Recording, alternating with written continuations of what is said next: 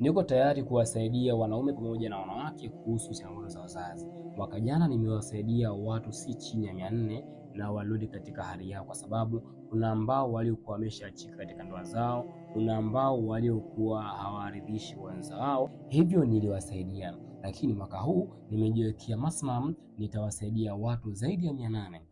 Endapo ni mwanamke ambaye unapitia changamoto ya uzazi, kwamba umekaa kwenye ndoa kwamba zaidi ya miaka 4 au miaka 3 haujashika ujauzito, au umekuwa ukishika mimba zimekuwa zinaharibika mara kwa mara, au ni mwanamke ambaye unapitia changamoto ya kutokwa na uchafu wa sehemu za siri, au miwasho sehemu za siri, au harufu mbaya sehemu za siri, au kutokuhisi hamu wakati wa tendo la ndoa, au kuhisi maumivu wakati wa tendo la ndoa, au ni mwanamke ambaye unapitia changamoto ya UTI sugu au PID sugu,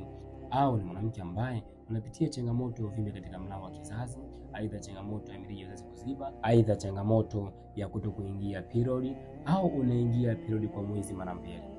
unaweza ukatafuta moja kwa moja kwa msaada na ushauri zaidi. Na endapo ni mwanaume ambaye unanisikiliza hapa, unapitia changamoto ya kutokumridhisha mwenza wako, kwamba unapopiga bao moja kurudia inakuwa ni vigumu sana, unaweza ukatafuta kwa msaada na ushauri zaidi, kwa sababu nimeshawasaidia wengi na walipata matokeo. Endapo utakuwa tayari, chukua namba BM, njoo WhatsApp moja kwa moja kwa msaada na ushauri zaidi. Kumbuka, afya yako ndio msingi wa maisha.